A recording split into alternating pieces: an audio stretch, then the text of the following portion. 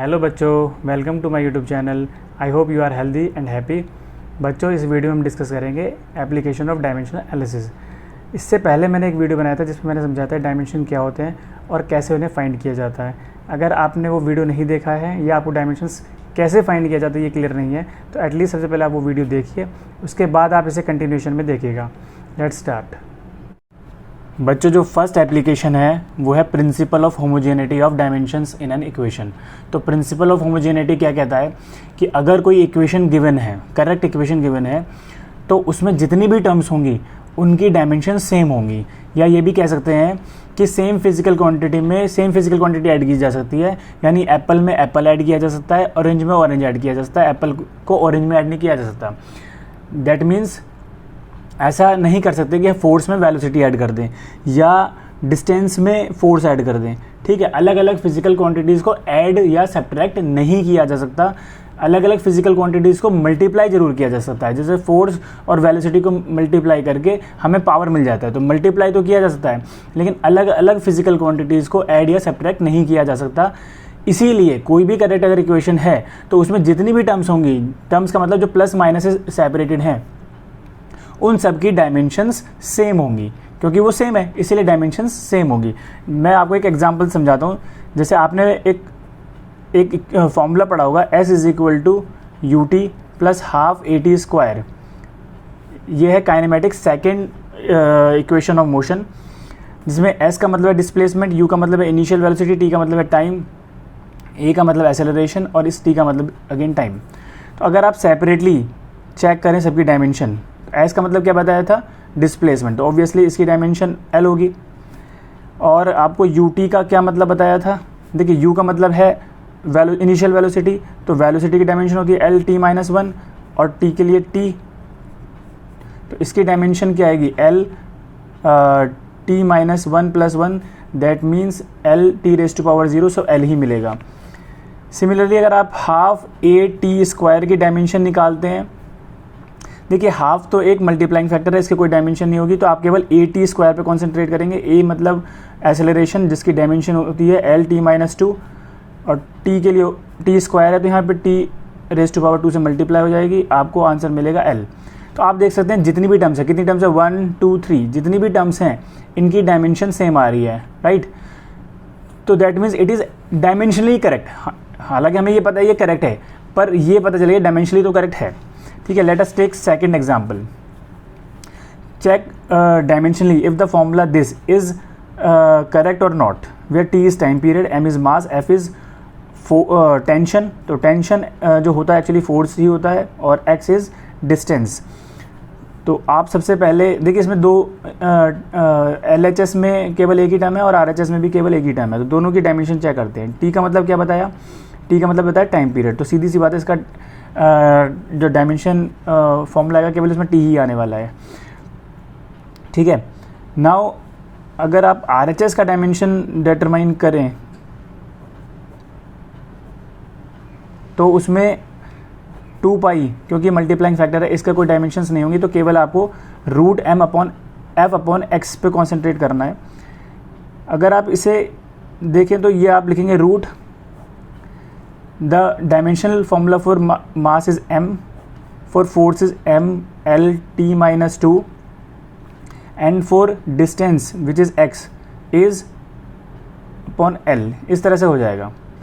देखिए इस l से ये l कैंसिल हो जाएगा, तो आपको मिलेगा, और m से m कैंसिल हो जाएगा, so you will gate, m से m कैंसिल कर दिया, l से l कैंसिल कर दिया, तो ये 1 upon T raise to power minus 2 है। So it is equal to root t square, so it is equal to t। तो आप देख सकते हैं LHS और RHS की टर्म डायमेंशन सेम आ रही हैं, इसका मतलब जो इक्वेशन हमें गिवन है वो डायमेंशनली करेक्ट है। सेकंड एग्जांपल में क्या है, distance covered by the particle in time t is this given by this formula, find the dimension of A B C D. तो आप हमें प्रिंसिपल ऑफ होमोजेनिटी यूज़ करते हुए ए बी सी डी जो constants हैं इनके dimensions find करने हैं। ठीक है, तो प्रिंसिपल ऑफ होमोजेनिटी क्या कहता है कि हर एक टर्म की डायमेंशन सेम होगी, डायमेंशन एग्जैक्टली सेम होगी। तो आप पहले एक्स की डायमेंशन बताइए। देखिए एक्स का साफ साफ दे रखा है, इट इज़ डिस्टेंस, तो इसकी डायमेंशन होगी एल। अब बात करते हैं ए, क्योंकि डायमेंशन एल एच एस और आर एच एस में जितनी टर्म्स इक्वल होगी तो ए की डायमेंशन और एक्स की डायमेंशन सेम होनी चाहिए, so it is equal to the dimension of X which is equal to L. Okay, similarly dimension of B T should be equal to dimension of X which is L. तो यहाँ से आपको क्या मिलेगा, यहाँ से आपको मिलेगा dimension of B into dimension of T is equal to L, but T is time, तो इस यहाँ से आपको मिल जाएगा dimension of B is equal to L upon T. तो यहाँ इसकी डायमेंशन मैंने पुट किया और यहाँ डिनोमिनेटर में ले आया, तो L upon T. Okay, so dimension formula for B is L T minus one, that means B is velocity, because velocity का ही dimensional formula L T rest to minus one होता है, तो ये बता रहा है कि बी को वेलोसिटी होना चाहिए। Now third term is C T square, तो सी टी स्क्वायर की डायमेंशन भी एक्स की डायमेंशन या ए बी की डायमेंशन ए या बी टी डायमेंशन के बराबर ही होगी, तो dimensional formula for C T square is equal to dimension formula for X, so it is giving that dimensional formula of C into dimensional formula for T square is equal to dimensional formula of X. तो C का dimensional formula तो हमें determine करना है, T square के लिए आपको T मिले टी स्क्वायर हो जाएगा इज इक्वल टू एक्स का डायमेंशनल फॉर्मूला एल है, टी स्क्वायर को डिनोमिनेटर में ले जाएंगे तो आपको मिलेगा dimensional formula for C is L upon T square which is equal to L T rest to power minus two. L T rest to power minus two किसका dimensional formula होता है, एक्सेलरेशन का, तो dimensional formula for C is L T rest to power minus to. Last one is D T cube, इसका भी dimensional formula X के dimensional formula के बराबर ही होगा, तो आप लिखेंगे so dimensional formula of T cube, dimensions of D T cube will be equal to dimensions of x, so it gives dimension formula of d into t cube is equal to L. From here we will get dimensional formula for d is equal to L upon t cube, it is giving L t raised to power minus 3. Okay, so using principle of homogeneity we found the dimensions of each and every constant a, b, c, d in this way. Next question is which of the formulae for kinetic energy given below can you rule out on the basis of dimensional arguments. तो हमें ये check करना है, देखिए k for kinetic energy here, ठीक, m for mass, v for velocity, a for acceleration. हमें ये check करना है कि काइनेटिक एनर्जी के कौन से फॉर्मूले गलत हैं, हम किसको रूल आउट कर सकते हैं। तो एक एक करके हम चेक करेंगे। सब में LHS में k है, इसका मतलब LHS में तो जो डायमेंशनल आ रही है कि काइनेटिक एनर्जी के जो डायमेंशंस होते हैं, डायमेंशनल फॉर्मूला होता है वो होता है ML2T-2, राइट। किसी भी एनर्जी के लिए यही फॉर्मूला होता है ML2T-2। तो जितनी भी टर्म्स RHS में आ रही हैं, ये जितने फॉर्मूले हैं जिनमें डायमेंशन हम डिटरमाइन करें और ये आ जाए वो करेक्ट है, अदरवाइज वो इनकरेक्ट है। तो पहले ए को चेक करते हैं। ए में फॉर्मूला गिवन है k is equal to m square we cube. तो let us check the dimension of m square we cube, ठीक है। अगर इसका डायमेंशंस इसके बराबर आता है तो करेक्ट है, अदरवाइज ये फॉर्मूला रॉन्ग है। तो आप इसमें क्या करेंगे, पहले m स्क्वायर का dimensional formula into V cube का डायमेंशनल फार्मूला। m स्क्वायर मतलब m मास है, मास का स्क्वायर, तो मास के लिए कैपिटल M ले लेंगे। v का डायमेंशनल फार्मूला होता है LT-1, उसका क्यूब हो रहा है। तो यहाँ से आपको मिलेगा dimensional formula for m square we cube is equal to m square L cube T raised to power -3। तो आप देख सकते हैं जो RHS है उसका डायमेंशनल फार्मूला LHS के बराबर नहीं आया। That means k is equal to m square we cube is wrong formula. Okay, let us come to B equation. B में आपको गिवन है k is equal to half mv square. तो mv square का आप dimensional formula determine करेंगे। Half mv square का half mv square half एक multiplying factor है, तो इसके लिए आपको बॉदर करने की रिक्वायरमेंट नहीं है। Dimensional formula for mass into dimensional formula of square of velocity. तो मास के लिए आप m यूज़ करेंगे, वेलोसिटी मतलब LT-1 होल स्क्वायर। तो यहाँ से आपको मिलेगा mL2T-2 which is same as the dimensional formula of kinetic energy. So this equation is dimensionally correct. C is K is equal to ma। ठीक है, RHS का डायमेंशनल फार्मूला हम डिटरमाइन करते हैं। RHS का डायमेंशनल फार्मूला है A is equal to dimensional formula for mass into dimensional formula for acceleration which is LT-2, it is equal to mLT-2 which is dimensional formula force, not kinetic energy. तो that means it is also wrong. हमने क्या कर रखा है, kinetic energy force के बराबर रखा है, विच इज़ नॉट पॉसिबल। तो ये ये रॉन्ग है। देखिए, अगर आप D को देखें तो D में है 3/16 mv², और B में भी हाफ mv² था। तो ये कांस्टेंट से कोई फ़र्क नहीं पड़ेगा। तो D के डायमेंशंस, D में जो डायमेंशंस आ रही हैं RHS में और B में जो आ रही है वो सेम आएंगी। तो इसका मतलब D के केस में भी because B is dimensionally correct, तो D भी डायमेंशनली करेक्ट होगा। तो D is also dimensionally correct. Okay, last one है E। तो E को अगर आप देखें, यहाँ तो आ रहा है हाफ mv², जिसके डायमेंशंस हमने अभी डिटरमाइन किया था वो आया था mL2T-2, और इधर आ रहा है ma, जिसके डायमेंशनल फार्मूला में आ रहा है mL2, जिसका मतलब ये तो फोर्स को रिप्रेजेंट कर रहा है, ये एनर्जी को रिप्रेजेंट कर रहा है। तो ये तो किसी भी तरीके से डायमेंशनली करेक्ट हो ही नहीं सकता। तो E is dimensionally, it is wrong, E is wrong. Let us take one more example. Question is test if the following equations are dimensionally correct. ठीक है, चलिए ये चेक करते हैं। फॉर्मूला है V is equal to square root P upon rho. This is the formula for velocity of sound in a gaseous medium. तो V is representing velocity, P is pressure and rho is density of the air. So पहले LHS यानी V का आप dimensional formula determine कीजिए। तो आपको पता है LT-1 होता है। प्रेशर का डायमेंशनल फार्मूला क्या होता है, देखिए अगर किसी आपको नहीं पता तो आप डिटरमाइन कर सकते हैं। प्रेशर का होता है फोर्स अपॉन एरिया, और फोर्स का होता है mLT-2 upon area is L2। तो प्रेशर का डायमेंशनल फार्मूला आएगा mL-1T-2, right. So and rho density क्या होता है, मास अपॉन वॉल्यूम। तो dimensional formula of mass divide by dimensional formula of volume which m upon L3, तो आपको मिल जाएगा mL3। So dimensional formula of root P upon rho is equal to root. Now put the dimensional formula for P, which is mL-1T-2, mL-1T-2 divided by dimensional formula of density is mL raised to power -3. तो mL raised to power -3, m cancels m, l raised to power -1 है, ये ऊपर जाएगा तो l raised to power 2 हो जाएगा।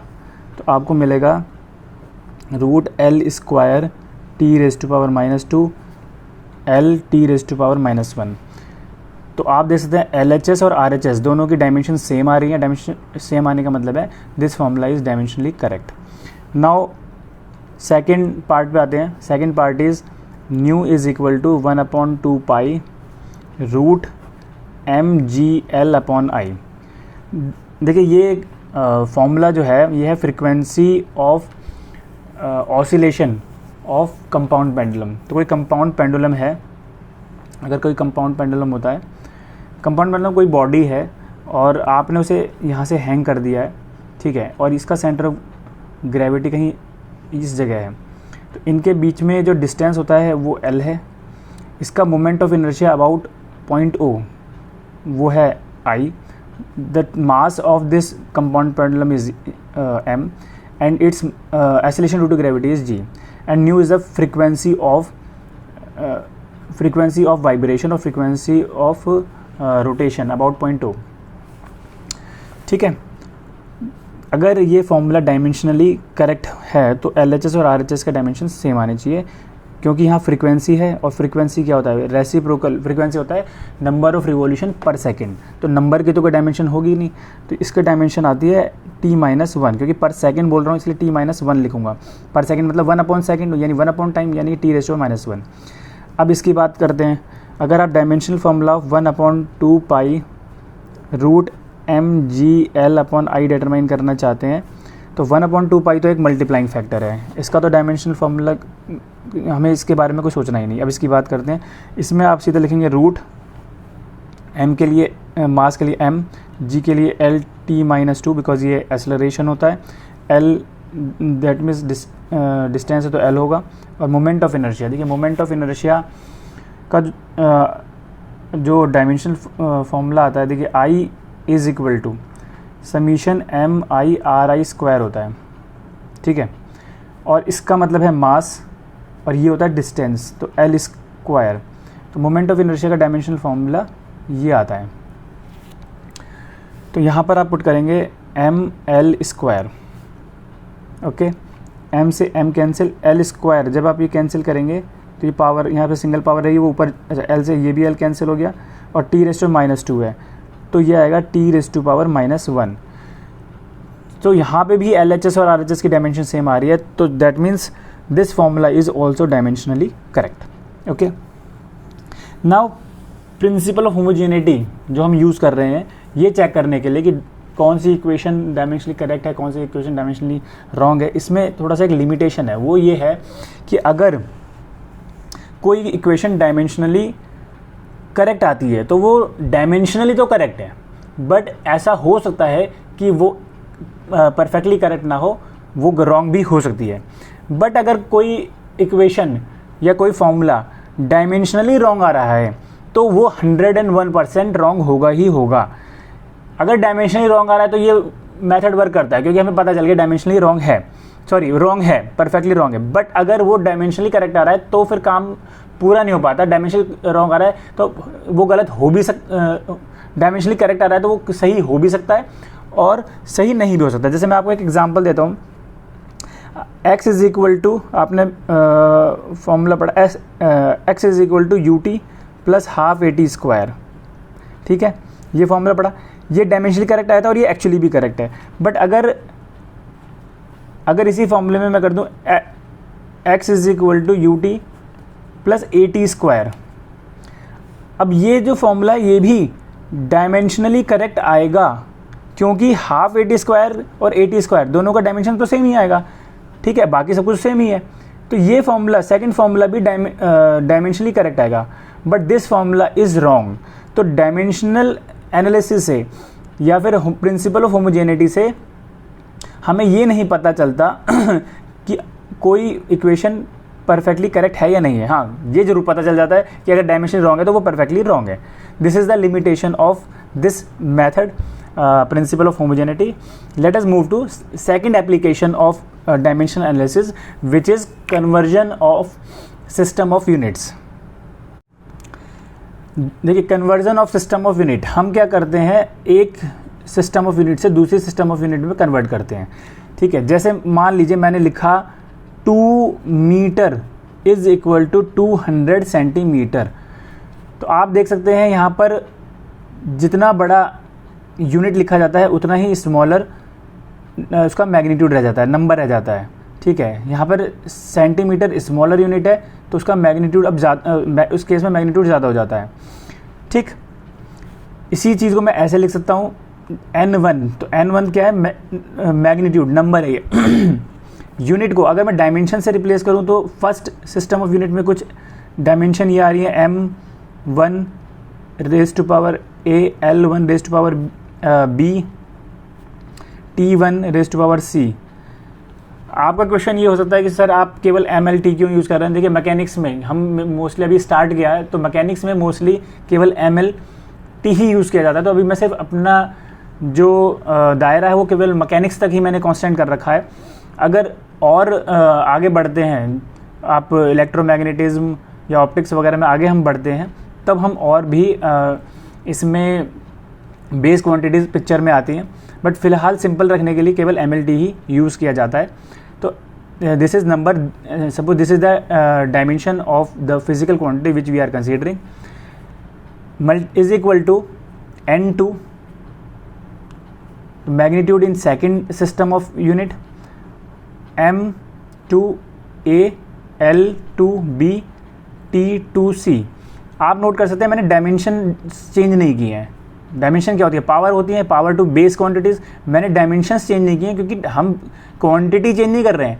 हम quantity का जो भी हमें मैग्नीट्यूड गिवन है उसको एक सिस्टम से दूसरे सिस्टम में ले जा रहे हैं, या एक सिस्टम में गिवन है दूसरे सिस्टम में फाइंड करने की कोशिश कर रहे हैं. तो इसीलिए डायमेंशन चेंज नहीं होगी, केवल जिस सिस्टम में जो भी यूनिट यूज़ की जाती है उसके अकॉर्डिंग हम यहाँ पर हमने मास, लेंथ और टाइम रखना है. तो इसलिए m1 l1 t1 m2 l2 t2 का किया गया है. यहाँ से आपको एक फॉर्मूला मिल जाएगा, n2 is equal to n1 multiply m1 upon m2 raise to power a, l1 upon l2 raise to power b and t1 upon t2 raise to power c. Okay, जब हमें सिस्टम ऑफ यूनिट्स चेंज करना होता है तो हम directly इस फॉर्मूले को यूज़ कर सकते हैं. जैसे कि आपको कहा जाता है कि suppose force is given in joule, sorry suppose आपको कहा जाता है कि convert 1 joule work into CGS unit अर्ग. ठीक है, जूल इज़ द यूनिट ऐसा यूनिट ऑफ वर्क डन, अर्ग is CGS unit of work done. हमें यहाँ मैग्नीट्यूड 1 दिया गया है, सेकंड सिस्टम में आपको मैग्नीट्यूड पूछा गया है कि यहाँ पे बताइए क्या मैग्नीट्यूड होगा. इसे करने के लिए सबसे पहले जिस क्वांटिटी की बात चल रही है उसके लिए हमें डायमेंशंस डिटरमाइन करनी होती है. तो आपको पता है कि वर्क का डायमेंशनल फॉर्मूला होता है ml2t-2. मैं यहाँ 1 लिख सकता हूँ. यहाँ से तुरंत आप समझ जाइए कि a का मतलब a इज इक्वल टू 1 है, b इज इक्वल टू 2 है और c इज इक्वल टू -2 है. सबसे पहले आपका काम है ABC डिटरमाइन करना. उसके बाद फर्स्ट सिस्टम ऑफ यूनिट की बात करते हैं कि फर्स्ट सिस्टम कौन सा है.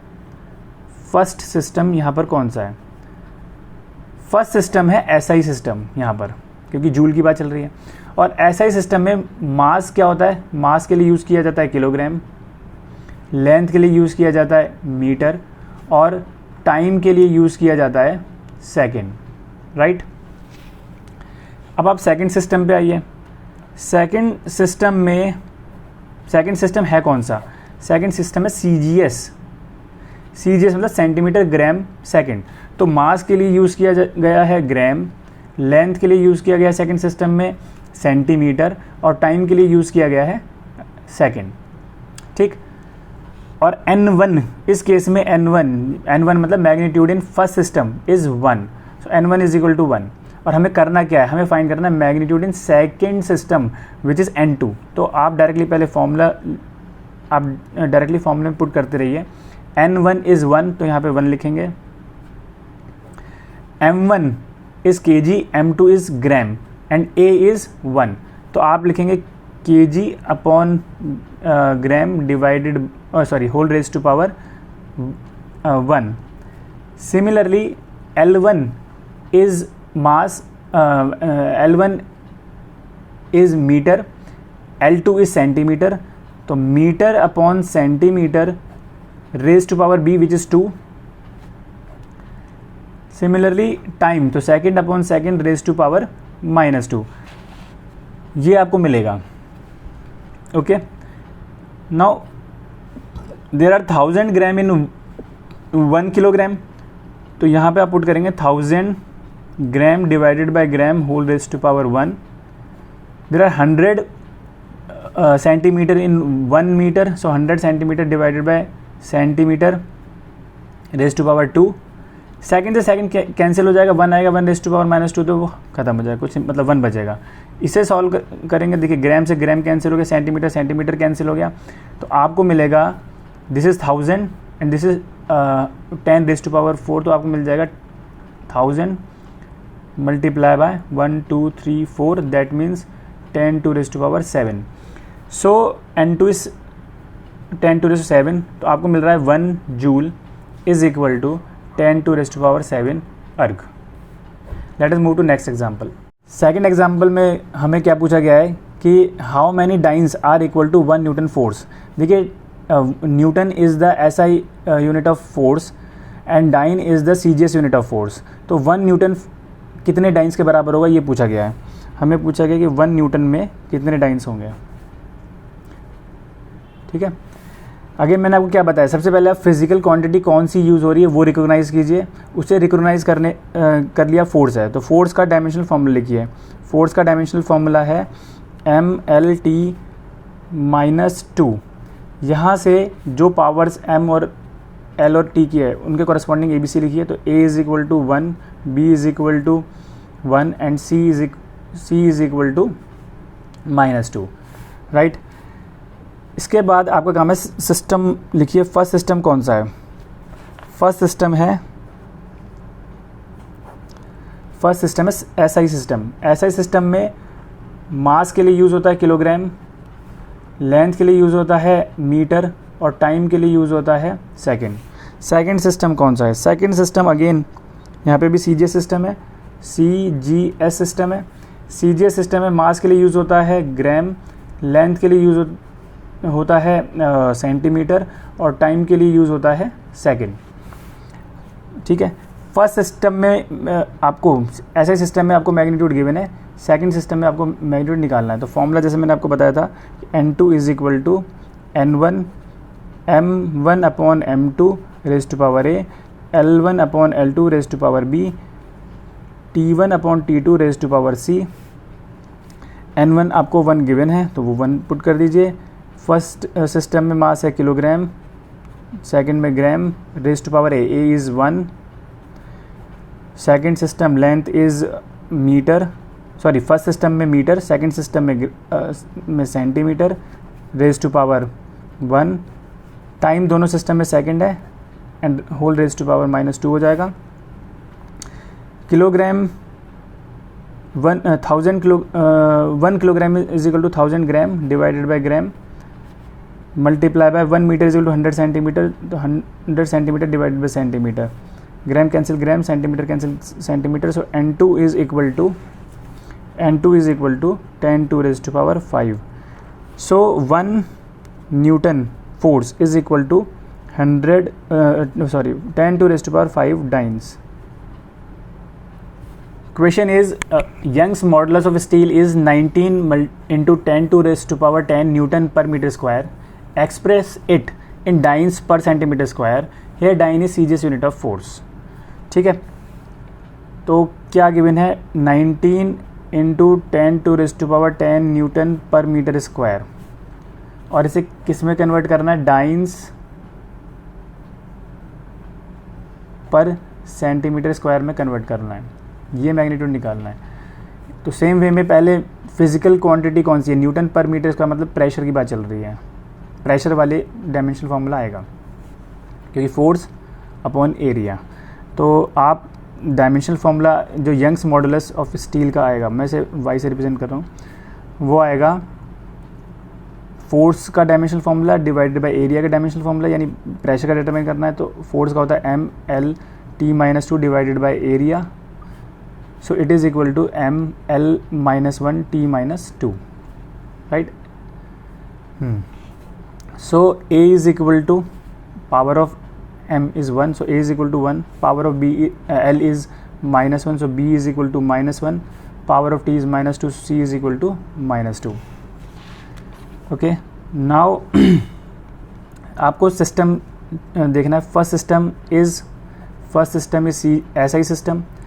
SI सिस्टम में मास के लिए यूज़ होता है किलोग्राम, लेंथ के लिए यूज़ होता है मीटर एंड टाइम के लिए यूज़ होता है सेकेंड। सेकेंड सिस्टम यहाँ पे कौन सा है? वो CGS सिस्टम ही है। CGS सिस्टम में मास के लिए यूज़ होता है ग्राम, लेंथ के लिए यूज़ होता है सेंटीमीटर और टाइम के लिए यूज़ होता है सेकेंड। फॉर्मूला आप यूज़ करेंगे N2 is equal to N1 M1 upon M2 raise to power A, L1 upon L2 raise to power B, T1 upon T2 raise to power C। यहाँ पर N1 1 नहीं दे रखा, यहाँ पे N1 है 19 into 10 to raise to power 10, तो आप put कर देंगे 19 into 10 to raise to power 10। Mass again ये किलोग्राम अपॉन ग्राम हो जाएगा, raise to power 1, metre upon centimetre raise to power -1, and second upon second raise to power -2, यहाँ C -2 तो -2 हो जाएगा। So 19 into 10 to raise to power 10, 1000 gram is equal to 1 kilogram, and 100 centimetre is equal to 1 metre, cancel हो गया, ये 1 हो जाएगा। Okay, so 19 into 10 to raise to power 10, gram cancel gram, centimetre cancel centimetre, it is 1000 divided by 100, okay, cancel. So 19 into 10 to raise to power 11, so 19 into 10 to raise to power 10 newton per metre square is equal to 19 into 10 to raise to power 11 dynes per centimeter square. Next question is, suppose the acceleration due to gravity at a place is 10 meter per second square. Find its value in centimeter per meter square, sorry per minute square. यहाँ पर है metre पर second square और यहाँ पे centimetre per minute square. ठीक है, तो ये तो आप इसे, ये तो ऐसा ही सिस्टम है क्योंकि मीटर सेकंड आर ऐसे ही सिस्टम है, बट ये कोई डिफाइंड सिस्टम तो नहीं है, लेकिन इस सिस्टम में हमें कन्वर्ट करना पड़ेगा जब पूछा गया है तो। ठीक है, पहले फिजिकल क्वांटिटी कौन सी, ये किस फिजिकल क्वांटिटी की बात कर रहे हैं, तो मीटर पर सेकंड स्क्वायर, और साथ दे भी रखा है एसेलरेशन। तो एसेलरेशन की जब बात कर रहे हैं तो एसेलरेशन का डायमेंशनल फार्मूला देखिए, 10 मीटर स्क्वायर, 10 मीटर पर सेकंड स्क्वायर ये हमें गिवन है, और हमें इसे कन्वर्ट करना है सेंटीमीटर पर मिनट स्क्वायर में। ओके, हाँ, तो फिजिकल क्वांटिटी है एसेलरेशन, एसेलरेशन का डायमेंशनल फार्मूला होता है LT-2, या फिर इसे लिख सकते हैं m raise to power 0, L raise to power 1, T raise to power -2। So A is equal to, यहाँ पे ये दोनों A अलग हैं, ये एसेलरेशन को रिप्रेजेंट कर रहा है। चलिए मैं इसे कैपिटल A से लिख देता हूँ। This small a is equal to, या इसे x कर देते हैं, चलिए x is equal to 0 and y is equal to 1 and z is equal to -2। ठीक है, नाउ सिस्टम, फर्स्ट सिस्टम कौन सा है, फर्स्ट सिस्टम है ऐसा ही सिस्टम। तो ऐसा ही सिस्टम में मास के लिए यूज़ होगा किलोग्राम, लेंथ के लिए यूज़ होगा मीटर एंड टाइम के लिए यूज़ होगा सेकंड। सेकंड सिस्टम जो भी है वो कोई वेल डिफाइंड सिस्टम तो नहीं है, लेकिन हमें पता है सेंटीमीटर मीटर है। मास के लिए यहाँ पर जब कुछ नहीं बताया गया तो हम किलोग्राम ही ले लेंगे, जब इसमें कुछ भी इन्फॉर्मेशन नहीं है, बस लेंथ के लिए, टाइम के लिए, मास के लिए कुछ नहीं, तो हम किलोग्राम लेंगे। ठीक है, वैसे भी आप कुछ भी लीजिए, पावर 0 आने वाली है तो वैसे भी 1 बन जाने वाला है। तो अभी फ़िलहाल मास के लिए यहाँ पे सेम ले लेते हैं, कोई इन्फॉर्मेशन नहीं है। लेंथ के लिए बता दिया गया सेंटीमीटर है, और टाइम के लिए बताया गया है मिनट है। ठीक है, हमें सेकंड सिस्टम में मैग्नीट्यूड फाइंड करना है, तो n2 is equal to n1 m1 upon m2 raise to power x, l1 upon l2 raise to power y and t1 upon t2 raise to power z। n1 आपको given है 10 mass kilogram upon kilogram raise to power 0। यहाँ पर आप कुछ भी लेते second system में ग्राम या कुछ भी लेते, इससे कोई फ़र्क पड़ता नहीं है, क्योंकि आप देखते हैं 0 आ रही है पावर में। Now length in first system is metre, in second system is centimetre, whole raise to power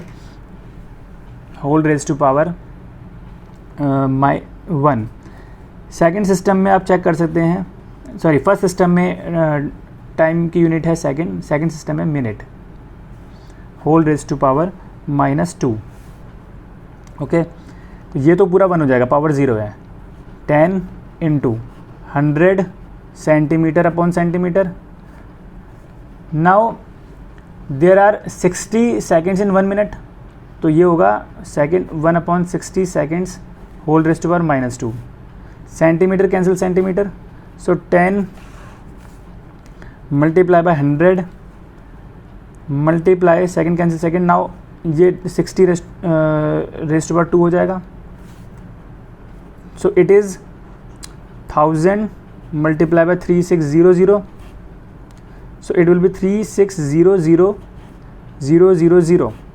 that means 3.6 into 10 to rest to power 6 centimetre per minute square. ठीक है. तो so 10 metre per second square is equal to 3.6 into 10 to raise to 6 centimetre per minute square. The surface tension of water is 72 dyne per centimetre. Convert it into SI unit. तो ये आपको surface tension दे रखा है जो कि CGS unit में, इसे हमें SI यूनिट में कन्वर्ट करना है. 72 डाइन्स पर सेंटीमीटर कन्वर्ट किस में करना है, न्यूटन पर मीटर में. ठीक है. तो सबसे पहले सरफेस टेंशन है, तो सरफेस टेंशन को ऐसे रिप्रेजेंट किया जाता है. सरफेस टेंशन क्या होता है, मैंने इससे पहले जो वीडियो बनाई थी उसमें बताया था कि सरफेस टेंशन होता है फोर्स अपॉन लेंथ. तो force upon per unit length, उसका अगर आप डायमेंशनल फार्मूला निकालना चाहते हैं तो कुछ इस तरह से निकलेगा.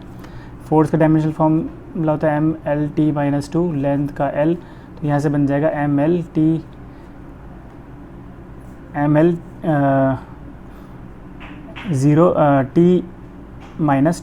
ML0 T-2. That means A is equal to 1, B is equal to 0 and C is equal to -2.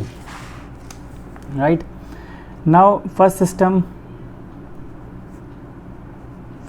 कौन सा है, फर्स्ट सिस्टम है CGS system.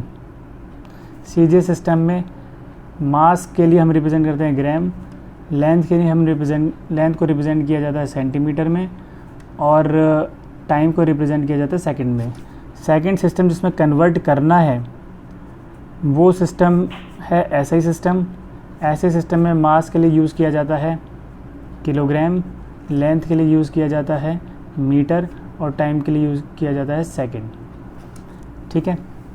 So N1 is 72 here, we need to find N2.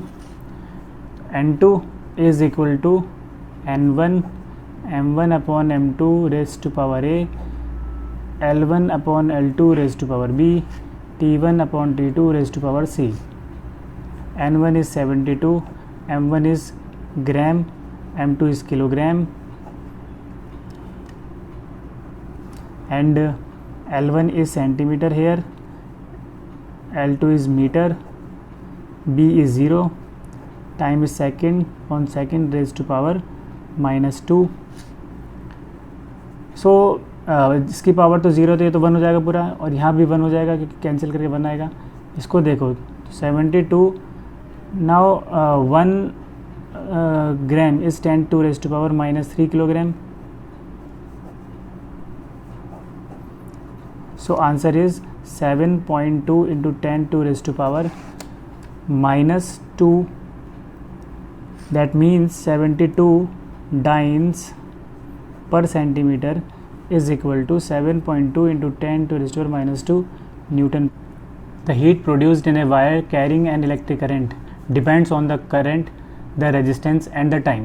Assuming that dependence is of product type, gas an equation between quantities using dimensional analysis. The dimensional formula for resistance is this. तो इस question में आपको क्या given है कि heat produced in a wire depends on. Heat produced को हम H से रिप्रेजेंट कर रहे हैं. तो वायर में जब किसी वायर में करंट फ्लो करती है तो उसमें हीट प्रोड्यूस होती है. तो हीट प्रोड्यूस्ड को मैं H से रिप्रेजेंट कर रहा हूँ. Heat produce is depending on electric current, तो I raise to power A is depends on resistance, तो R raise to power B, and it is also depending on time, तो T raise to power C. Okay. So H is equal to K times I raised to power A, R raised to power B and T raised to power C. Okay. Now if this formula is to be correct, then dimension on both sides should be same.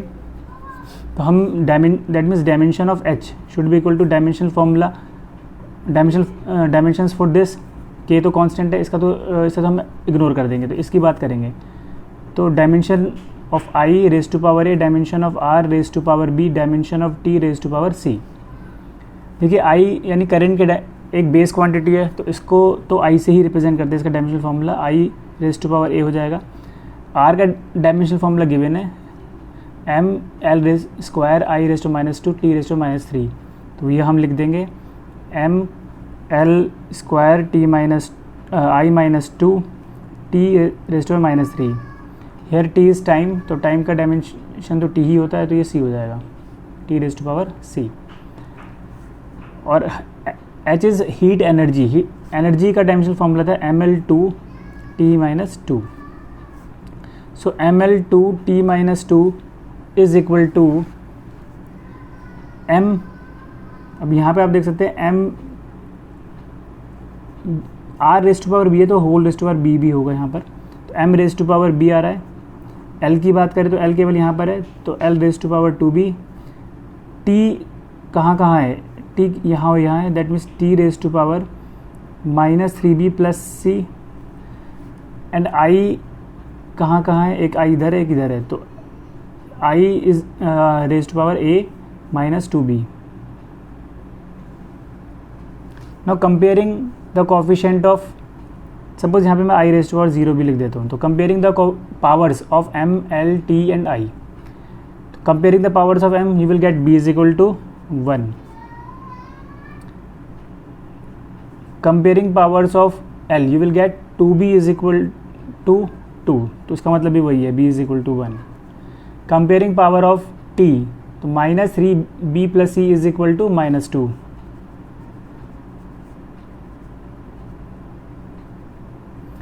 अब b की जगह अगर मैं यहाँ 1 put कर दूँ तो मुझे क्या मिलेगा, -3 into 1 plus c is equal to -2, so c is equal to 1। Comparing the powers of I on both side, a minus 2b is equal to 0. So it is equal to a is equal to 2b and b is 1. So a is equal to 1. तो हमें values मिली हैं, a is equal to 1, b is equal to 1, wait, a is equal to 2, b is equal to 1, c is equal to 1, ठीक है। सो h जो हमने माना था h is equal to K I raise to power A R raise to B and T raise to C, तो a is 2, b is 1, c is 1, तो आपको मिलेगा h is equal to K I raise to power 2 and r raise to power 1 and t raise to power 1, that means h is equal to K I square R T, ठीक है। K is proportionality constant, तो final relation हमें ये मिल रहा है I square R T. The kinetic energy of a rotating body depends on its moment of inertia and its angular speed omega, assuming that the relation between K relation to be K is equal to small K I raise to power A omega raise to power B, where K is dimensionless constant. Find A and B. The moment of inertia of sphere is about its diameter is 2/5 mr square. V is equal to r omega. From here omega is equal to v by r. So dimensional formula of omega is equal to dimensional formula v upon dimensional formula of r. तो v मतलब velocity का dimensional formula होता है l t-1 और r का मतलब होता है डिस्टेंस है, तो इसके लिए l आ जाएगा यानी t raise to power -1। Now we will, because ये फॉर्मूला हम करेक्ट ही मानेंगे तो दोनों तरफ डायमेंशन सेम होनी चाहिए। So dimensional formula of k is equal to dimensional formula of i raise to power a into dimensional formula of omega raise to power b। It implies dimensional formula of k, i का dimensional formula भी हमने देखा हुआ है ml square, तो ml square raise to power a और omega के लिए t रेज टू पावर -1, तो t raise to power -1 raise to power b। So no k is kinetic energy, rotational kinetic energy, तो इसका डायमेंशनल फार्मूला तो वही होगा जो एनर्जी का होता है, यानी ml 2t-2। यहाँ पे हो जाएगा m raise to power a l raise to power 2a, m raise to power a l raise to power 2a and t raise to power -b Comparing the powers of MLT, you will get A is equal to 1, 2A is equal to 2 and minus B is equal to minus 2। तो ये दोनों तो चीज़ें एक ही है, यहाँ से तो मिल रहा है ए इज़ इक्वल टू 1 और इससे मिल रहा है बी इज़ इक्वल टू 2, तो हमें मिल गया A is equal to 1 and B is equal to 2। So rotational kinetic energy is equal to I raise to power A omega raise to power B, so I raise to power 1 and omega raise to power 2। So this is the formula for rotational kinetic energy. तो rotation kinetic energy का formula होता है half I omega square, यहाँ पे के दे रखा है, dimension analysis से हम के की वैल्यू फाइंड कर नहीं सकते। Last problem of this session, when the solid sphere moves through a liquid, the liquid opposes the motion with a force F. The magnitude of F depends on the coefficient of viscosity eta of the liquid, the radius of the sphere and speed of the sphere. Gas the formula for force. तो इसमें यह given है कि अगर कोई liquid extension है और इसमें एक स्फीयर लिक्विड के अंदर, यहाँ लिक्विड है, ये लिक्विड है, यहाँ पर कोई स्फीयर लिक्विड के अंदर मूव कर रहा होता है under the influence of gravity, जिसका रेडियस आर है। तो जो इस पर विस्कस फोर्स लगाता है लिक्विड ऊपर की तरफ एक विस्कस फोर्स लगाता है, ठीक है, that is represented by F. तो जो विस्कस फोर्स लगाता है, viscous force depends on the viscosity of the liquid which is represented by eta, radius of the sphere and speed। उस मूवमेंट पर, जिस मूवमेंट में हम फाइंड करें उस मूवमेंट पे क्या स्पीड है, तो स्पीड पे भी डिपेंड करता है viscous force. So viscous force is depending on eta raise to power A and R raise to power B and V raise to power C. इसमें ऑर्डर मैटर नहीं करता, आप v को पहले लिख दो या r को पहले लिख दो, इससे फ़र्क नहीं पड़ता, किसी भी ऑर्डर में लिखो, यहाँ पे ABC लिखो या XYZ लिखो, इससे भी कोई फ़र्क नहीं पड़ता। So f is equal to k times eta raise to power a, r raise to power b and v raise to power c। So eta is coefficient of viscosity. Coefficient of viscosity का dimensional formula हमें find करना पड़ेगा पहले। तो हमें पता है कि viscous force is given by minus eta A delta V upon delta X. तो डेल्टा वी होता है चेंज इन वेलोसिटी और डेल्टा एक्स होता है चेंज इन पोजीशन। तो इसका मतलब ये एक तरह से डिस्टेंस है, तो इसके लिए एल यूज़ होगा डायमेंशन फार्मूला, और इसके लिए एल टी माइनस 1। ये है एरिया, तो एल स्क्वायर। यह है फोर्स। हमें एक्चुअली में ईटा का डायमेंशनल फार्मूला निकालना है पहले और फिर इसे यहाँ यूज़ करना है। तो माइनस साइन डायमेंशन एनालिसिस में कोई रोल यहाँ प्ले नहीं करेगा, माइनस साइन को आप इग्नोर कर देंगे। तो dimension formula of eta is given by dimensional formula of force into dimensional formula of delta X into dimensional formula of A into dimensional formula of delta V. Force का dimensional formula होता है M L T minus 2, delta X के लिए L, area के लिए L square और delta V के लिए L T minus 1। So dimensional formula of eta is equal to, देखिए यहाँ एल स्क्वायर है, ये एल स्क्वायर ख़त्म, एल बचेगा, और तो ये आ जाएगा M L raise to power -1 and T raise to power -1। ठीक है, ये ऊपर आके +1 बन जाएगा, तो -1 बन जाएगा। Now we will use this here because we want to derive this expression, ये रिलेशन हम डेराइव करना चाहते हैं। तो आप डायमेंशनल फार्मूला दोनों तरफ इक्वल होना चाहिए। तो dimensional formula of force is equal to dimensional formula of eta raise to power A, dimensional formula of R raise to power B, dimensional formula of V raise to power C. तो जैसे कि ईटा का dimensional formula हमने क्या निकाला है, ईटा का निकाला है M L raise to -1 T raise to -1 whole raise to power A. R का मतलब होता है रेडियस से, तो रेडियस का मतलब एल हो जाएगा, तो L raise to power B, और वी का मतलब है स्पीड, तो L T -1 raise to power C. Force का डायमेंशनल फार्मूला होता है M L T -1। So M L T -1 is equal to, देखिए एम केवल यहाँ नज़र आ रहा है, तो M raise to power A, L तीनों जगह है, तो L raise to power -a plus B plus C. and t raised to power minus a minus c.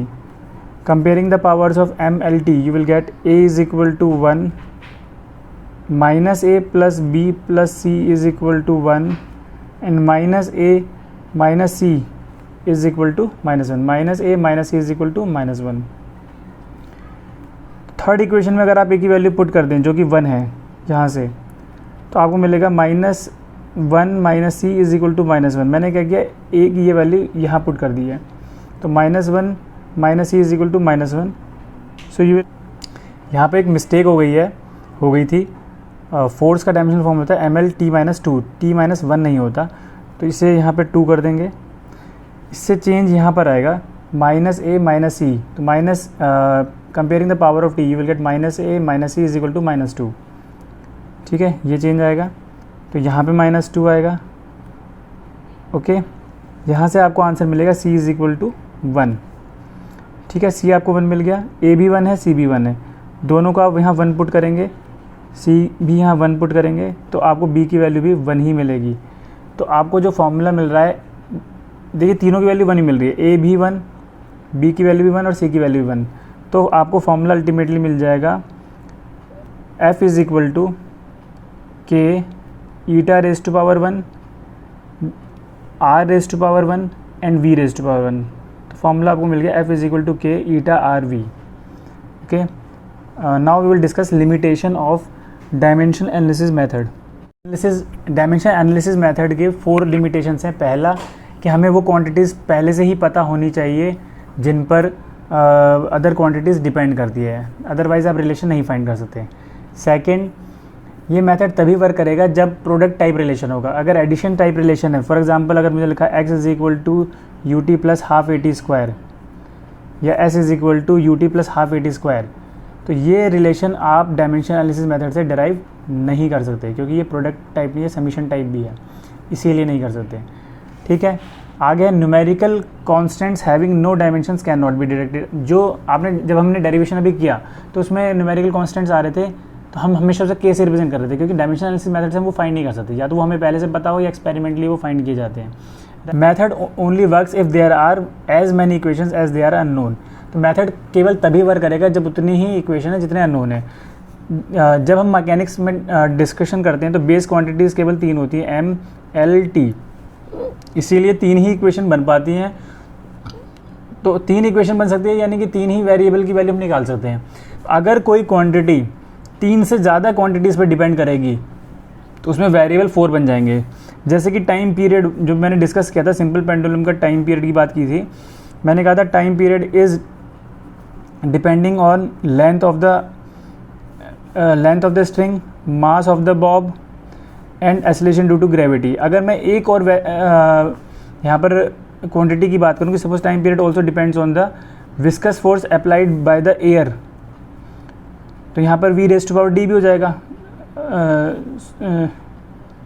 Sorry F raise to power D भी हो जाएगा, क्योंकि विस्कस फोर्स पे depend कर रहा है.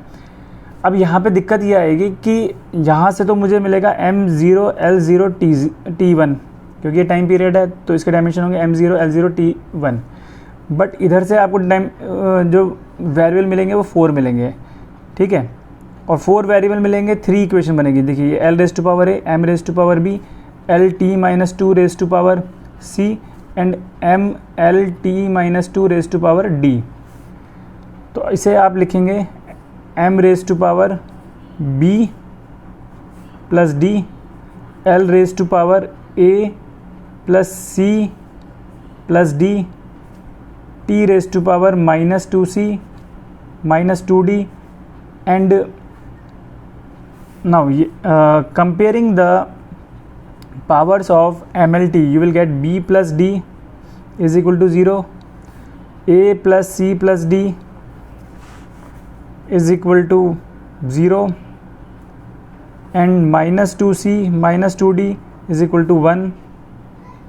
Now we have 3 equations but 4 variables, so we can't solve this equation, can't find these constants. So in this way, if any quantity depends on more than 3 quantities, then we can't find the relation. Okay, तो यहाँ पर ये video ख़त्म हो रहा है। I hope आपको dimensional analysis का एप्लीकेशन क्लियर हो गया होगा। और मैंने आपके लिए कुछ क्वेश्चन रखे हैं प्रैक्टिस के लिए, ठीक है। तो ये क्वेश्चंस हैं, आप पॉज करके इन क्वेश्चंस को नोट डाउन कर सकते हैं और इन क्वेश्चंस को आप ट्राई कीजिएगा और ट्राई करने के बाद आंसर आप कमेंट में डालिएगा। मैं एक एक आंसर को चेक करूँगा और चेक करके रिप्लाई ज़रूर करूँगा। ओके, अगर आपको ये वीडियो अच्छा लगा हो तो प्लीज़ इसे लाइक, शेयर और सब्सक्राइब कीजिएगा। Thank you so much.